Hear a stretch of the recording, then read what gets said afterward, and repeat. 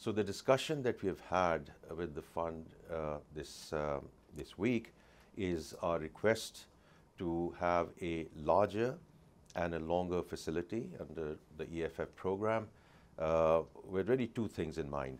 One is that we want to bring permanence in this macroeconomic stability, and the second is we require time and the umbrella under which we execute structural reforms.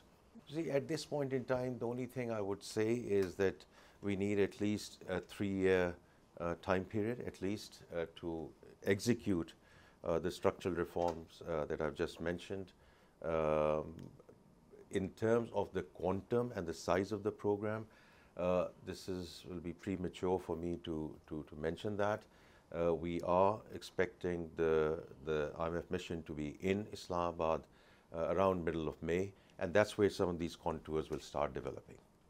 What we want to do is to put the sequencing in place, to have EFF in place in the first place, and then indeed make a request for the climate resilience facility.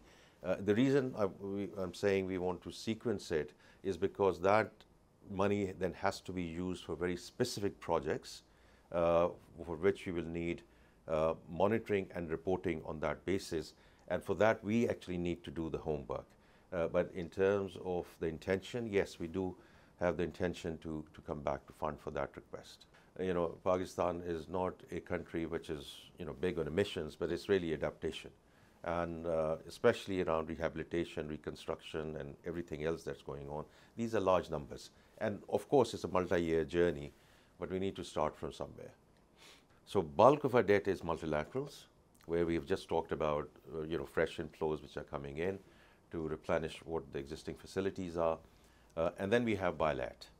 And as far as the bilat stuff is concerned, bulk of this, including the China debt, is being rolled over. So in that sense, I think we are in good shape, and I don't see a big issue neither during this fiscal year nor during next fiscal year, because we need to repay roughly $20 to $25 billion every single year.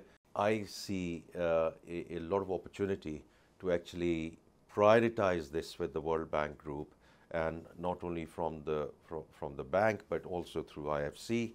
And then at some point in time, once our ratings are better, to also access international capital markets for green bonds.